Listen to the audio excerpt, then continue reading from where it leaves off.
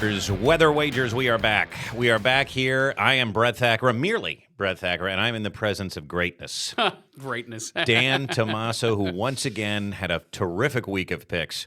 So let's tell everybody here. Well, I do like to give everybody some inside baseball for a second, okay? I think I know where you're going with this. Yeah, well, we had our studio set up, and then we're not in charge here.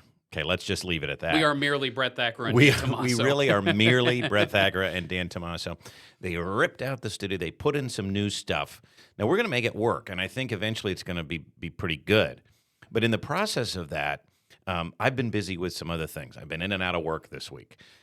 So the studio was down for a bit. You were here. You came in. You set up the podcast, ready to record today.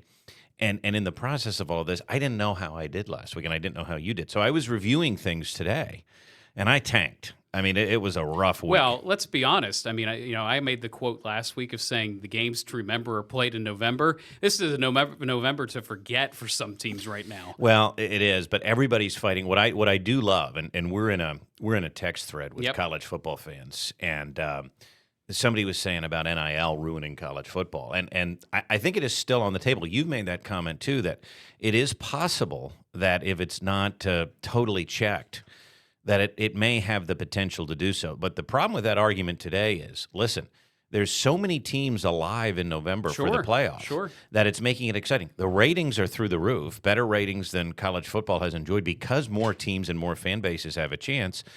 You've got some teams that want to forget their Novembers. Other teams are rising to the occasion. And so it all comes down to the next few weeks as we lead into Thanksgiving. It's a fun time of year. But you had a great week. It's a race to the end. So to bring this full circle, not only did Dan set up our new studio for us here or reconfigure it, he then went 7-3 this week. So I just I really feel like I'm in the presence of greatness. So week to week game, my friend. We'll see. We have a long way to go, but let's remind everybody where they can find us. And of course, they can find us online anywhere you get your podcast, from Apple to Spotify to Amazon. YouTube is where you can watch, and we've got new episodes Thursdays, although this week we're recording on Wednesday, and the reason we're doing that is my friend over here has some vacation time coming up. Can we spoil where you're headed, or don't you want to say that? I'm heading to Disney World, so I'm so successful, I'm heading to Disney. Yeah, right. Dan, you went 7-3 against the spread last week. You had no money line picks. What are you doing now? I'm going to Disney World. To Disney World, and I think for the most part, it's going to be much warmer, although even Orlando, so taking this back to weather, Orlando's morning low yesterday, so going back to Tuesday, was 35 degrees. So while we think it's cold and brutal here, I mean, folks down there don't know what to do when it drops below 40, and it was 35. Well, let's talk a little bit more inside baseball here. You and I also teach. You teach an oceans course, oceanography, and I teach a meteorology course. And one of the things I have my students do is they have to pick a city in the U.S., and they have to plot climate data over the course of the semester. And I had a student, it's funny that you say this, I had a student come up to me today after class, and he said, I just wanted to let you know that you said if there's an R next to the number, that's a record, right? And I said, yep. And I said, and I would make note of that because in your class presentation, you want to let us know there was a record. And he said, well, yesterday morning it got down to 28 degrees. And I said, well, that is pretty cold for November. I said, remind me, what's your city again? Because I forgot. And he said, my city's Jacksonville, Florida. Yeah. So, Florida is having some pretty incredible weather. That was a record low. You're headed right into the belly of the beast there. But the good news for you is you've had this trip annually, and it's been ruined by tropical storms or hurricane. None in sight right now. Well, the only storm is the government shutdown storm, and so we still don't know how exactly our flight is going to go. So in about 7 minutes, I'm going to check into said flight, and then whatever happens after that, it happens. But you do what you need to do. Shiner and I could take it where you're checking in. But I will say this, hopefully things are resolving themselves, that you shouldn't have too many issues, at least coming back, that maybe things will be reopened. But that's fun. A nice little trip here, and you'll be back next week. I will be back next week on our regular day. But let's get to the boards and talk about these results because, as I said, I tanked, we flipped records, and that means I'm digging myself a hole. Now, we both mentioned this Ohio State spread, and 34 to 10 seems like a great victory, and it is, but we sort of misplayed this one because it was so big, I think. It was so big, and likely weather was at least a small influence because this was the beginning of the cold spell moving into parts of the central U.S., and there was a lot of rain that moved into places like Illinois, Indiana, right around game time. Plus, if you were watching the Notre Dame game, then the lake effect snow started. And How about that? That was what I saw Marcus Yeah. Freeman interviewing. I wish we interviewed would've after picked the that game. game. He was covered in snow, and the field looked awesome. So that lake effect machine is cranked up. It often gets going because in November the waters of the lakes are still warm. You get these cold air masses to come down, like we've seen, and all of a sudden lake effect goes bananas. But speaking of that, let's get to back to the board because Iowa certainly did their best to even try to win that game. yes, they did. They probably should have in the end. That was an ugly game. We called that one. It was ugly, and it was a weather game. And Kinnick, again, almost a disaster for Dan Lanning. Now, we could talk about Dan Lanning a little bit more at a different point if he's up for jobs or not, but that would have been a devastating blow to their playoff odds if they would have lost, but they won, so they're still in. They still have USC and Washington left, although they dropped one Washington to Jedfish. to Wisconsin, which Hard to was believe. yeah. But that one, some people said keep an eye on Wisconsin, and they were right. Now Missouri, you know what? You were right about Texas A&M, but I got to be honest with you. I like Texas A&M. I like Mike Elko. If you look at the teams that they played, their opponent's record, I know. It's kind of faltered. they're not good. Now, the Notre Dame win still counts, and for them to go up there and do what they did in South Bend, but Notre Dame, to me, too, is a different team right now. So it's not that I don't believe in A&M. I think you are what your record says you are. But can they get into the playoffs and win a couple And of do some games? damage, right? We'll see. Now, It's hard to say. that win at Missouri was impressive, but again, backup quarterback. Probably I should have seen it coming. The Ravens took care of business. Ravens took care of business. They're right back into the thick of it. They're one of the hottest teams in the AFC. I think they've won 3 straight now. They're still under 500, but they're getting there. How about the Buccaneers, though? They let us down. Well, I mean, is this the typical Buccaneers starting strong, starting hot, and then down faltering? the stretch they're faltering? So that leads into some picks later on for us today, and then perhaps a game that didn't necessarily have a lot of snow. There were flurries at the game, but the Green Bay game at the frozen tundra of Lambeau Field. I mean, footing was a problem because it was so cold. It made the grass very slick. Maybe it was a little bit frosty in spots. no doubt. But any moisture made it very slick on these players, and they had trouble, especially in the first half with their footing. It was a boring game, and I should have believed in the Birds. It's hard to watch them play and think that they have what it takes to go all the way. But having said that, all they do is keep winning, and they find different ways to win. I always go back to that. Cold weather game, going to be a defensive struggle. You win 10-7. Offensive game, Jalen does just enough to get the points. It really is something. And I saw a headline today from the Inquirer, the Philly Inquirer, that said Eagles fans don't know how good they have it. I know, and I keep thinking about this because there's so much criticism surrounding this team.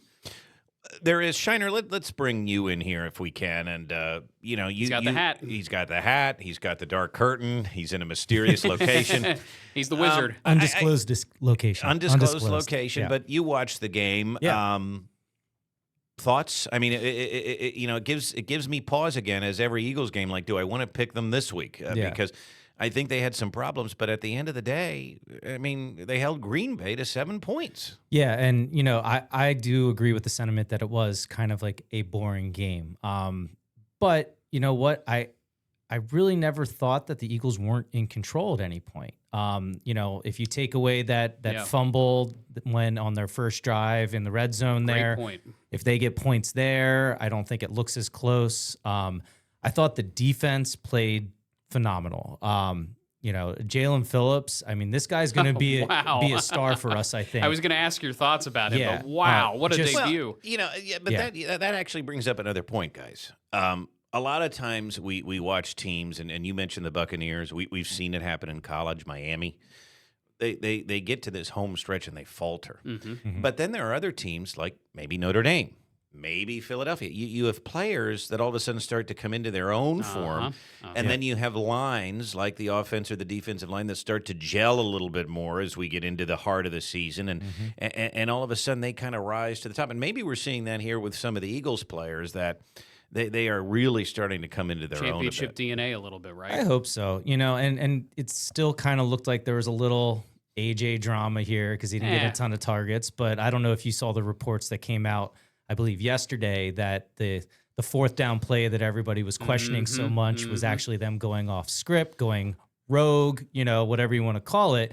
So if you really think there's this rift between There's Jalen and AJ, no, they're still best buds. I just think the pace and the type of game you're playing, and like we said, the footing on that game was absolutely horrible. It I mean, for reminded me both of the sides Super of the Bowl ball. a few years Well, ago. and again, the NFL's got to get that fixed. They Yeah. want to be the big league in town. Yeah. You can't let's- have outside factors being that much of an Well, influence. no, right? and again, we're happy that it is because weather We talk makes a about it, difference. We right. talk about Yeah. it, but I do think for just the optics of it, you've got to do better than that if you're the NFL. I mean, these are, I complain about our studio here being ripped apart. Those are our working conditions. You got it back up and running, and we had help with that, of course, from many other people, Including We're- Mr. Shiner. we are do my best. a TV station. We can get that stuff up and running. The NFL is a $1 billion corporation. The field is their working conditions, Well, right? They do need to be somewhat cognizant of that. I Right? would think so. And a place like Lambeau, where this happens every November, Mm-hmm. December into January, you would think it matters. But I have a feeling, guys, we're going to see this Green Bay team again.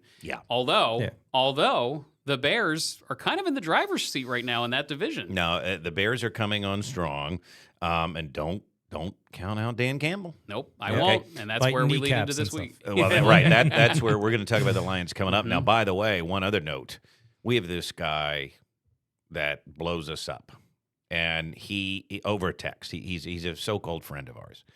So-called. He's a Mets and a Jets fan. So I do feel. I mean, he's a loser. Okay.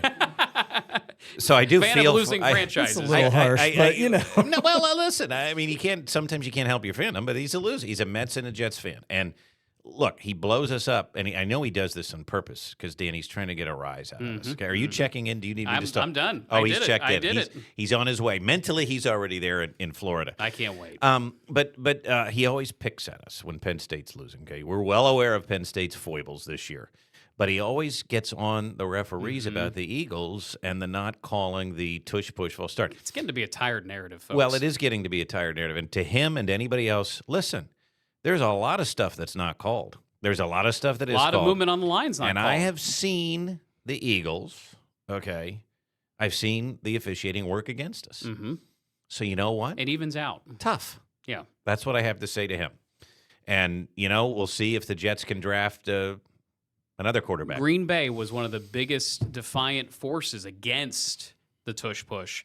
And they had some short yardage plays that did not go very well, including one that Moro Ojimo, if you go back and watch the tape, it's all over Say Twitter. that it's all again, over- please. Moro Ojimo. Okay, I love it. He called out an inside run play on that fourth down. He knew it was coming based on their look. So I'm sorry, Matt LaFleur. If you're not happy with the tush push, find something else that works. And he didn't. Well, and that's exactly what I say to everybody else in the league. And of course, that the officiating. And of course, I kid our little friend, but he really just has to understand that this was heightened going into this game because Oh, Lord. Green Bay was the team that was calling us out, Yep. right? I mean, of course, all eyes were on it, and he loves to pick. And I kid. He knows I'm kidding, but I mean, we could have worse fates. We could be We fans could of be. the New York Jets, and luckily nobody on this podcast is. Let's get back to the board. I just want to give a quick mention. Memphis. Oof. Wow. Yeah. Who knows who's going to emerge? And I will say, Group of five's wide open. It's wide open. South Florida is in the rankings Yes. this year, the college football playoff rankings that came out yesterday. So they're in the driver's seat, but that doesn't mean anything because there's more games to be played. Indiana let me down. Penn State actually played They up to the gotcha. challenge, and it made it tough for Kirk Cignetti. And there was, it just seems like that's been the narrative of Penn State's season. Close, but not enough in every game. And this is where I get Close. nervous as a Penn State fan because this has been my fandom since I was, I believe, I can't remember how old I was when the Manningham play was. I was at that game. Well, there you go. I was in that end zone. 2005. Yeah, 2005. I was in that end zone. So I was just going into high school at that time. I will never forget that play, and it just seems like ever since then, when we're in a close game in the fourth quarter, they cannot seal the deal. And this goes back to Joe Paterno. This goes back to Bill O'Brien. This goes back to James Franklin, and now Terry Smith. So for all of you fans that say it's an individual head coach that's the problem for not winning these close games, I remind you, it has been now through multiple head coaches. And I constantly say to the two of you, and you're probably sick of it, but this is where I want to see a star player step up. I want to see someone make a play. And there were balls up for grabs there from Mendoza there late in the fourth quarter. Any one of them could have been an interception to seal Indiana's fate, and yet here we are today. No doubt, and it cost me a pick. So, and then lastly, BYU. So many people said Texas Tech is the real deal. BYU isn't. I thought it was a big spread. I was wrong on that one again. Yeah, And pretty impressive stuff. I did get the Chargers. So you got your Tech pick, and then let me call you out here. Alabama -10 was a really good pick. I probably should have done that too. LSU just didn't have it, but your UCLA Bruins, Matt Rule, your buddy Matt Rule came through out west with a freshman quarterback, mind you. Which now, by the way, he is detailing live to the public the problem with current college football. He said, what's to stop other teams from contacting Latif and saying, we'll throw a couple million your way. Why don't you come play for us? And it's a problem. Well, and that's where the NIL factor is an issue. Right. So we talked about that to start the show, and you are right. Well, that is our recap. I have got some ground to make up now because I am sitting at 51-61. Not a great place to be. And Dan continues to have a good year. Anything above 500 against the spread is terrific, and you did it all without any money line picks last week. So 59-53, kudos to you. I'm going to really study while you're on vacation. I'm going to make this up. So this is what's funny to me. I'm pretty good at making picks, but then we have a small pick'em league that you put together every year. Right. And I can't even sniff the top 10. Yeah, and here you are picking games against the spread, which is odd because I don't know what's wrong how we with do me. it, we rank the picks by confidence points. Right. So you just got to keep hacking away, Dan. That's all you got to do because you're doing great here. Let's talk about this week's games of the week right now. Games of the week. And kudos to you. You did find some weather games again to talk about. So, Dan, let's start on Friday night. We've got an interesting game only because Oregon, I think a lot of people thought they could have lost in Eugene or lost in Kinnick in Iowa City. And they go in there and they come out with a victory in terrible weather. The weather's going to be pretty bad in Oregon Friday night. Yes. They're a 25.5-point favorite over Minnesota. Minnesota's hot and cold. I know, but they're a physical team, and what just gave them fits?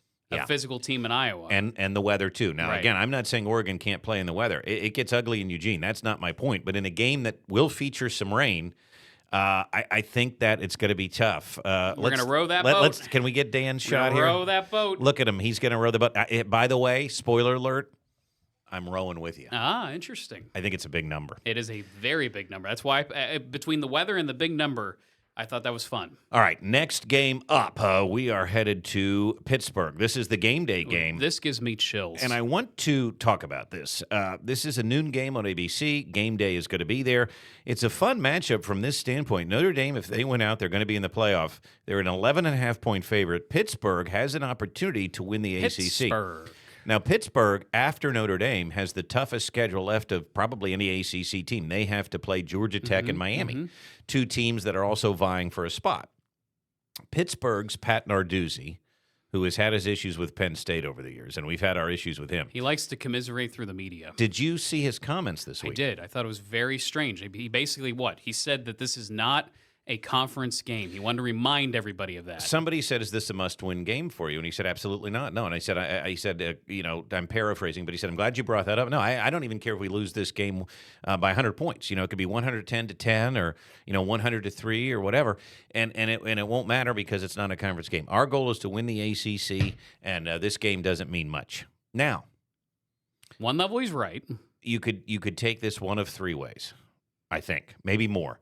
The first way is that, yes, he's right. And the only way they're going to get in is if they win the ACC. So in order to do that, they've got to focus on Georgia Tech and Miami. Now, the second item is, hey, Pat, what a way to hype up your team going into it. And by the way, this is the game day game. Like, you know what? If I'm game day, hey, okay, if it doesn't matter, let's pack up. We'll go somewhere else. Do you think, though, that this could be his way of being the anti-James Franklin, and rather than saying every game is big and every game matters and we're 1-0, do you think this could be trying to loosen the feel a little bit? Well, I think that's actually, there's four ways. So that's another way. And I heard somebody say this. Maybe he's trying to lull Notre Dame to sleep, thinking that they're going to lay down for them.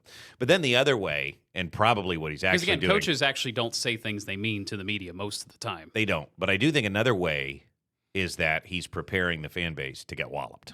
Yeah, it could be the case. But they played really well this year. And the part that bothered me the most was every data point matters to the CFP committee. And if you win this game, Oh, I mean, that's what I mean. it would be tremendous. It would be tremendous. That's why I just think the attitude was horrible. Shiner, your thoughts on Pat Narduzzi? Never been a fan. Yeah, he's an interesting cat. He's weird. Yeah, he is a little weird, and especially going back a couple years ago, just the banter back and forth between Penn State and then when they had the home away, or I guess Yep. one of the games was out in Ireland or whatever. But he just always seems very dismissive of everybody. I kind of feel the same way about Signetti. They kind of have Yeah. similar vibes. I and agree with the that. world's but- always against him. But and, you know and, what? You know, Signetti, though, does it in a fun way. Well, I'm going to Signetti backs argue. it up a little bit, But too. A, he backs it up. You know. B, he made the playoff last year. He backs it up. And then he kind of has fun with it. I mean, when he was talking to the All-American girl, Jenny Taft, on Fox's Big News, she said, "Yes, she said, give him the Heisman." sorry, worst call of the year. Anyway, really bad. But he 2 said, weeks in a row she of said, nonsense. what does it mean that this team has never won here? And his comment was, this team has never played here. yeah. And I thought, he's right. I mean, that was He's a good right. It was just but a you have weird- to say it his that way. That's delivery, my yeah. that's my And issue. the faces he makes, too. Lord Yeah. help us. He's a psycho, but He he's a just good looks psycho. upset all the time. Narduzzi is just odd. All right, let's get back to the games because the next one, and I thought, now why in the world is Dan picking this one? But I did look, and there is going to be some weather out there. Who doesn't want to watch TNT at 1 o'clock in the afternoon? Oh, I'm there for a Big 12 contest, and again, this is a big spread for a team that doesn't have a quarterback. Uh-huh. You're thinking the way I'm thinking, my friend. Am I? Well, We'll see. We'll see. Okay. Eugene, Friday night, Dan. Talk dun, us dun, through this dun. system because remember, this is a Friday night game. This is a Friday night affair. Cool, cloudy, rainy. There may be some breaks in the rain around game time, but I would not bank on it. It is a pretty steady onshore flow from west to east of cold rain in Eugene. Again, for people that think Oregon is this oasis for football, their weather is some of the worst. Well, in it's the actually country. closer to the Big Ten than you might think, Right. weather-wise, because they just played a game like this on Saturday night. So they're going to have to contend with that. Now, the breeze is always interesting here, too. I think the model is actually underdoing the wind a I little think bit. so too. But they are a little sheltered there in Eugene, but still near the coast. I think it's going to be howling a bit. Some of that will influence the game too. I think there could be some swirling winds in Autzen. Well, that is always going to be fun. And I wouldn't count out P.J. Fleck in a big No, game. I know. I know. He's another one like Jeff Brom. They can win some of these bigger games, and you've got to be careful. Take us through Pittsburgh Saturday morning for game day, and then the game is at noon against Notre Dame. So I don't think this is going to be the prettiest weekend in the world for the Mid-Atlantic. I think Saturday's going to bring some cloud cover. I think there's a chance for some light rain throughout the contest. It is around the region. Temperatures low 50s at best, perhaps a little bit of wind coming through as well. We'll take a look at that. You can see the winds pick up during the day, as is typical, mostly out of the south and then turning to the west. So I think it does make for an interesting game. And maybe a little bit breezy later in the day. We'll see if those winds sneak in early. Then tell me about Tempe, because this is another system now. Yeah, this is another system kind of bookending the West Coast, north and south. This one is more of a monsoonal rain. Yeah. I think it's very close to game time. And I They're think a little it's- outside of monsoon season, but it certainly is. There may be what we call an atmospheric river setting up. If they get stuck in this, Yeah. it is going to be ugly, ugly weather for Arizona standards. Again, you don't think of Arizona Do as they have an big open weather. stadium, or are they under a dome there? You know, I can't even picture it, to be honest with you. I'm going to look that up while you take me through the NFL. Well, games either way, here. it's not going to be a great fan experience if it starts to rain. So now we move to Sunday, and there's some pretty good matchups close to home. So if you live in Pennsylvania, you have the Steelers and the Eagles both playing, but you also have the Bills farther to the north, and the Bills just had a bout of lake effect snow, so there is snow on the ground in Buffalo already. Mountain America Stadium is open. Okay, So- so that could be fun. Good pick. Good pick. All right. I'm sorry. You were saying about the Bucks and the Bills. Yeah, and, so the Buccaneers, the warm weather team there in Tampa, coming north to a pretty chilly forecast, 40s on Sunday in Buffalo. now, were you shocked at what happened to the Bills? Shocked is a strong word because Mike McDaniel seems to have their number.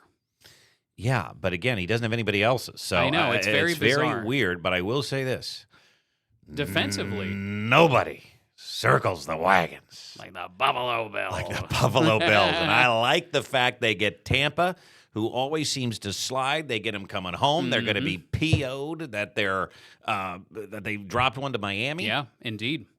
Bring it on. We'll see what happens. I think it's a fun matchup. And then Okay. the Steelers are another tough team to figure out right now. They laid an egg offensively here in this past weekend. Now they take on the Bengals. This is a must-win for them. And again, the weather is not super favorable moving into Sunday. Not anywhere. And this is when that front comes through. I think the rain is going to be out of here for most of Sunday, but I think the clouds and the wind and the temperatures are going to be a factor. This is where the Lions, too, coming eastward to Philadelphia, they play in a nice little Happy Dome. Yep. And the Eagles are outside on a Sunday night. That's a great Sunday night game. The NFL, actually, and I've criticized the games this year, but this is a big weekend. I mean, all three of these games are big, and they can all feature at least some weather. Yep. So let's get into that. I mean, look at it. Here's Sunday morning. Yeah, not quite out of here yet. I could see the rain lingering into Sunday morning before slowly clearing during the day. There is an opening, and with that opening, it could actually get mild Sunday afternoon in Philly, but not for Buffalo and Pittsburgh. It's going to be pretty brutal, I think, with west winds and cooler weather. Then heading into Sunday night, again, that's when temperatures start to fall in Philly. I could see some 30s by the end of the game in Philly. Yeah, I definitely could too. And again, the winds Pretty I do harsh. think are going to be a factor. 15, maybe up to 20, and that's going to affect it if the spread is 2.5. Well, these should all be close games. Yes, and so that's what I mean. Like, you just never know when the winds are going to be a factor, and they could be. Let's get to our picks here because we start with the college slate Friday and Saturday. We both like the Golden Gophers of Minnesota. I think this is going to be a lot closer than people feel. Again, Oregon continues to not impress me offensively. I feel like they're a very short game, short horizontal fielding, and the same criticism that Andy Koldenecki gets. I just don't think there's enough vertical pass game with Oregon right now. I would agree, and I just think too. I realize that Iowa always plays people tough, and I understand that spread was tight, and that Iowa certainly was picked, even by us, to at least keep it close and to upset And Oregon. some of the pundits picked them to win. Correct, but they almost were I right. just look at this spread and I'm going, Minnesota just thumped Nebraska. Not that I want to compare anybody to Nebraska, but 25 and a half just seems, and like you said, Rich. they can be physical. So we'll see, and especially if the weather is an equalizer, as it tends to be. Mm-hmm. Let's see. Now, Notre Dame, especially based on Pat Narduzzi's comments, they're going to just go in and plow these guys. Okay, it's so over. you're buying the spread. I just think it's a big spread, and I could see it being a touchdown game. That's why I give the Panthers the points. I think it's not a bad pick, but here again, I have to try to separate myself. Oh, yeah. And I think that Notre Dame is rounding into form at the right time. So let's see if they can do it again at Acrisure Stadium on Saturday, Whatever that is. at noon. Now, this one, you said you thought we were thinking alike. I just said Arizona State doesn't have their quarterback. I think it's a big spread, and I think if weather's a factor, give me Rich Rod plus 11.5. Give me that all day. If it was anybody but West Virginia, I think I'd be feeling the same way. They seem to be quite out of sorts. But they beat Houston. They did beat Houston. That's what's strange. But Arizona State, even with the loss of their quarterback, still looked pretty decent last week. So I will take the Fighting Kenny Dillingham's, or what's his name? Is that right, Dillingham? Did I get that right? Kenny Dillingham. I'm- And I get Dillingham confused. There's too many. Kyle Dillingham. Whittingham. Kyle Yeah. Whittingham is in Utah. Kenny Dillingham is in Arizona State. That's correct. Whittingham, Dillingham. Okay. Try to keep that straight. Say it 3 times Whew, fast. yeah, you're right. Now you got me thinking here. All right, let's get to the pro games because we Because both. again, we're off. We don't have no scripts, folks. We're just, it's all off the cuff. Yeah. Apologies if we say anything off kilter, but we do try to keep it clean and keep it friendly. But I will tell you, sometimes we fight, and we do fight over No, we texts. do. We do. But that's good content, right? It is good content. Embrace debate. Bills and the Bucks. We like the Bills. They're at home. Like I said, I think they're going to Well- be angry. I really think they're going to be angry. They didn't show up. They have to in round Miami. into form at some point. I mean, if And- they're going to make a run, This is an NFC game, so I guess technically it doesn't hurt them. But I are just you Pat Narduzzi again? It doesn't Yeah. count. It doesn't matter. Do you think the Bills think that? No, I don't either. I don't either. I Yeah. think they're going to show Yep. up. We both also like the Steelers here. Now, again, the Steelers have fallen on some hard times. That division's a little bit more wide open. The Ravens are lurking. Here If they the come. Steelers want to keep pace, they've got to beat the Bengals here, right? And I think they can do it at home and, pretty and convincingly. A no Joe Burrow Bengals. Come on here, folks. Right. I think that's all you need to say. So I'm now this is the week they're going to lose, but I'm backing the Birds. They're at home. They won a tough game at Green Bay. They can easily face the Lions and get back on track, maybe offensively this week. I think so. But I also just wonder, they have so many of the tiebreakers against the best NFC teams. They have the tiebreaker against the Rams, the Buccaneers, and now Green Bay. I mean, they could really set themselves up well if they win this contest. This would be probably one of those last elite Mm-hmm. or semi-elite teams that we may see again if they could beat the Lions here. You bring up a great point. We're into November now. We're talking about the end of the college football season. The NFL has a long way to go, but you just named all those really good NFC teams. We have the wins over them. And we There you won go. an Arrowhead. I mean, it's been Yeah. an incredible run so far this season. The games we lost are the kind of the surprise ones, if you will. Right, but the Broncos are good, and they've got their own contest against the Chiefs this week. We're going to get into that. The Giants and Brian Daboll, though, not so good. He's done. He is He's done. out too. And there's your, they got rid of him midstream, and that's just how it is. So those are our picks for the games of the week. We're more similar than different this week. Now I have to question you on this one. We're going to go under the radar here, so let's get to it. Under the radar. Oh, and that shouldn't say Friday. That's my fault. It is Saturday night, and it is in Sanford Stadium, and it is Texas at Georgia. Dan, this game is not under the radar. Everybody's going to be watching it. Well, but we haven't mentioned it yet in this podcast, so it's under the radar to us, and it doesn't have a weather factor. So that's why it is here. But I wanted to spend a little time talking about this because this game, if Texas finds a way to win, the SEC almost turns into complete chaos. Well, hold on a second. I get where you're coming from, but Mr. Shiner, in the background, and then we'll bring you in when you have it. Can you please look up the college football playoff rankings, please? Be right back. Okay, that's what we love. I can try to work on it too. He's got it, but I will say this. First of all, Georgia is a 6-point favorite at home. Okay, but Seems a little rich. Texas is a team that nobody can seem to figure out. Nope. Right? Nope.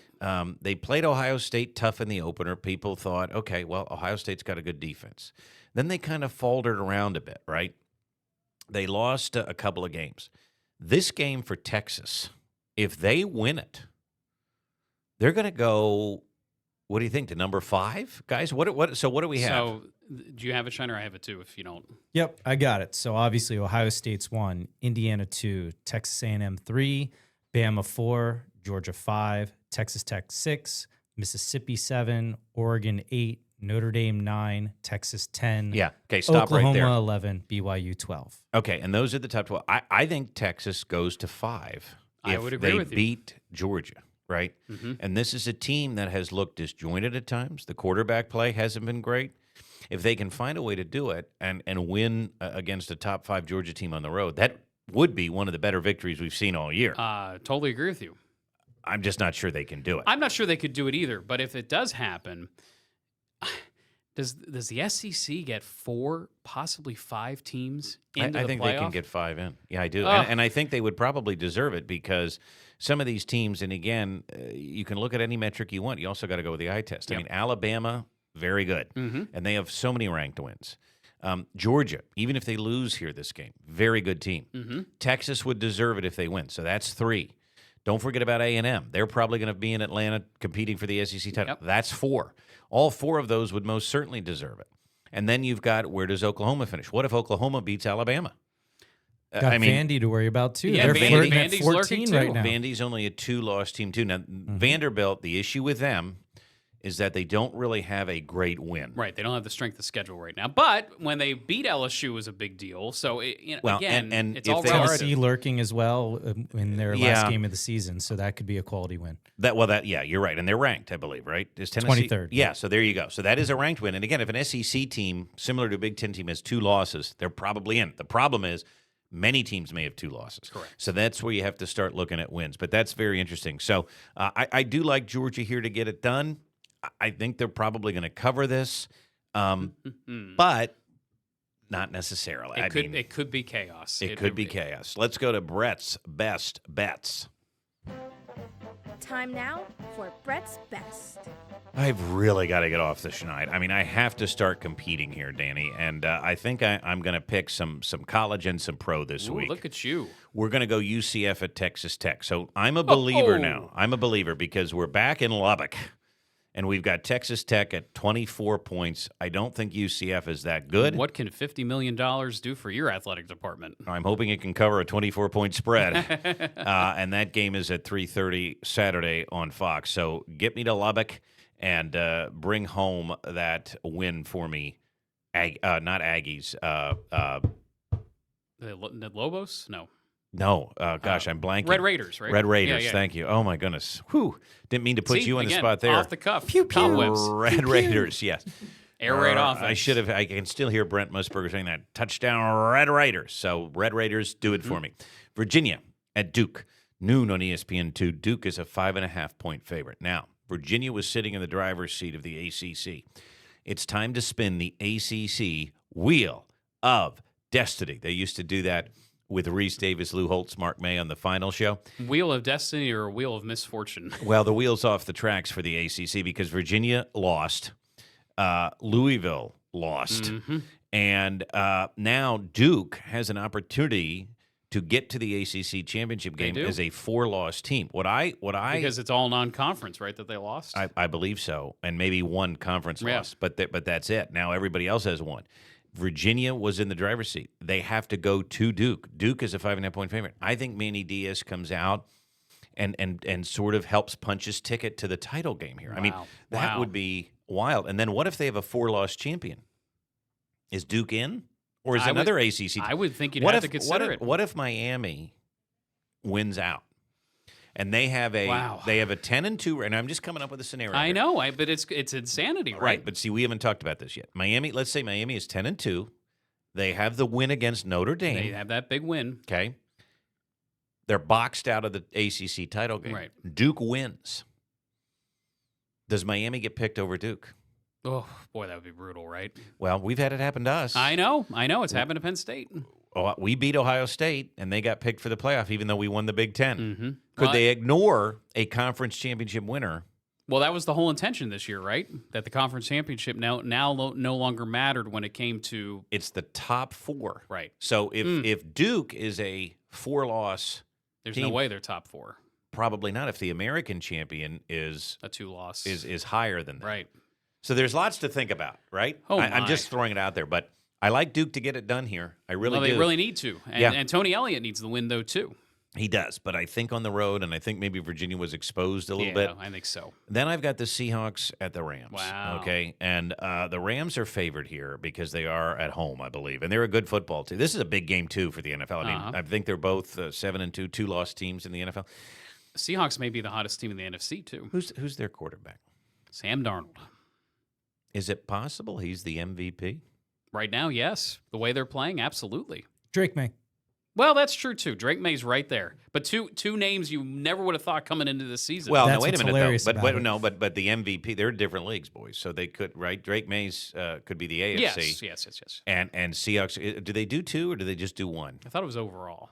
Is it? Well, Offensive player, I think they get each. Okay. conference. Yeah, I think the MVP's overall. okay. But no matter what, I'm just saying, right? Sam Darnold and the Seahawks could, Yeah, they're coming out of nowhere. they could make a run. I couldn't here. even tell you who their coach is. I've seen him. I don't know who he is. Give me the Seahawks. Wow. Money line. I want them in LA on Sunday. Okay. All right, let's get to the Doppler Dandies. It's Doppler Dandies. All What do right, you here got we go. for us? What do you got? Oklahoma versus Alabama. There it is. 3:30 right here on ABC 27. Another potential chaos game. Another potential chaos game. You see my theme here that it is a very important week in the SEC. Oklahoma could really upset the apple cart if they find a way to beat Kalen DeBoer. And Alabama's had these moments where you're just like, are they really that good? Well, not this year though. But I will say, I will say, well, other than the opener, but I will say, Alabama's probably out for revenge here I because agree. this game is what kept them out of the playoff last year. Yes, so I think that's a factor. I do too. And then we've got Iowa going to USC Oh, again. this is super interesting. Very interesting because you've got a hot offense. Lincoln finally has figured some things out. He's running the against football. a pretty good defense, but a defense that played a tough physical game last week. And he's up for jobs. His name's being mentioned at several Who? places. Oh, it's all over the boards. Lincoln? Lincoln Riley. He's not going anywhere. Well, I mean, Paul Feinbaum said he's totally irrelevant in the city of LA, so maybe he wants to get out. Well, Paul Feinbaum's totally irrelevant. Penn State, well, Penn that would be State, something, right? Dable OC. Just saying. That'd be fun. That would be fun. But I don't think he's actually going anywhere. But 6.5 point spread against Iowa, I think, is a little rich. Maybe. We'll see. But I don't know if I like that spot for Iowa. But these are your picks, not mine. Yep, and that's on the Big Ten. So if you can't find it, that's Right. why. CBS game, big one. Tony and Jim. Yeah, and this is for our friend, another little friend of ours. His name is Steve Legore. He is the biggest Broncos fan other than my brother-in-law that I think I've met in my life. Now we're in central Pennsylvania, okay, and then we end up with a Broncos fan. We end up, I guess, the Mets and the Jets. Well, they trickle down from Northeast and PA. that's the Elway impact, I think, right? Because Yeah. they had such great teams. Yes, But this is interesting to me because I actually would have thought before I looked at the line that the Broncos would be favored at home. But the Chiefs are getting the nod, even though the Chiefs have not they really have not had the great Chiefs season. if you had told me the Chiefs were favored, I would have been surprised too. But I would have said, okay, what, 2.5? 4 is a big number Yeah, here. 4 is a big number. They're going to Mile High, right? And they're going to Denver, and Who's more motivated to win right now? Well, that's really interesting. I think the Chiefs still want it, but the Broncos are playing tough. They're playing good ball, and Sean Payton's a great coach too. So where does that leave us? Let's go to final picks. Final picks. I Here we have go. to make up some ground here, and I'm just going to focus on the ones that are different because I do want to ask you a couple of questions before we go. Yeah. Minnesota, we like them to cover. We think they're going to be physical. I have Notre Dame. I think they're going to stomp Narduzzi. 11.5. You think Pitt can keep? I think keep they it keep close. it close. They could actually. I think that I could see them winning this game. Oddly enough, the West Virginia spread is the same. I can't get the Boston College game out of my head with Notre Dame, and that just. But remember, there was weather in that game. I know. There was weather in I that know, game. but Notre Dame did not look good. I think they look good here. Okay. West Virginia plus 11.5. I think that's a big spread for a team that doesn't have a quarterback in wet weather. And now we know they could get wet there with an open stadium. Oddly, again, same number there, 11.5. You're going to go with Kenny Going Dillingham. cross country, I'll take Kenny. We both like the Bills. We both like the Steelers. We both like the Eagles. I like Kirby to get it done. You like Sark? Well, I could see Kirby winning, but I could see Kirby winning by 3, and that's why I give Texas the points. It's going to be a fun one, and that is one where we are different. And then here's where I got to make some hay. Texas Tech Wow. minus 24. Duke money line. I'm going to get they're 5.5 point favorites. Going to give Tony Elliott some love. Okay. Makes me nervous. And then Seahawks, I'm going all out. I think they win. Interesting I how think 2 they have- money lines show up in your column, but not my column this week. Well, but keep in mind though, Danny, I am picking the 1 money line outright. They're an underdog. Yes, yep, sure. So that's a little more That's a chutzpah. yeah, That's a little more chutzpah, okay? But I do like the fact you've eliminated these. And your picks. Well, I heard the complaints. I took them under It's consideration. on me. Yep. I'm going to get it fixed. Yep, I'm It's gonna- on me. And you did it. And so you like you like the 2 college favorites here. I like USC at home, and I think it's a small enough spread that they could cover that. And I mean, And Bama at home. could USC make the playoff? Yes.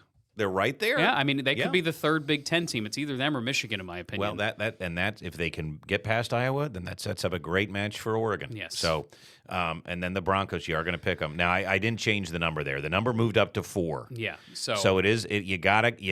When we lock down before we record, so it says 3.5. It's 4. It's 4. So the Broncos got to be within 4, but you think they can do it? I think they could do it. I think they could win it outright. I just think there's something a little bit off about the Chiefs. I thought they had figured it out, and then they let me down in Buffalo. So we'll see. Finally, before we go, I do want to get your final thoughts on a realistic coaching point of view from Penn State. Not necessarily who's going to get this job, but I think that for fans wondering, again, it's not going to be till after the season. There's going to be a lot of candidates whose names we hear. It's all a lot of agent games right now.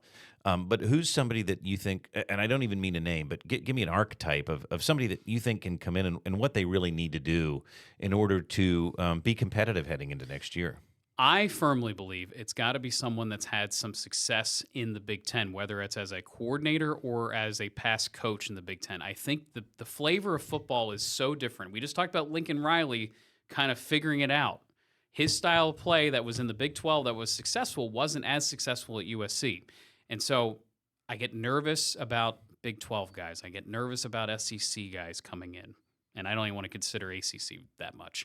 So I would really like to see the name I keep going back to that kind of fits that mold, who's recruited in the Big Ten and now is winning in the Big Ten, is Brian Hartline. I mean, I think there's too much synergy there. But we've heard that they only want to hire a sitting head coach. Right. I just think that's a mistake. Well, I think we have to keep expectations realistic.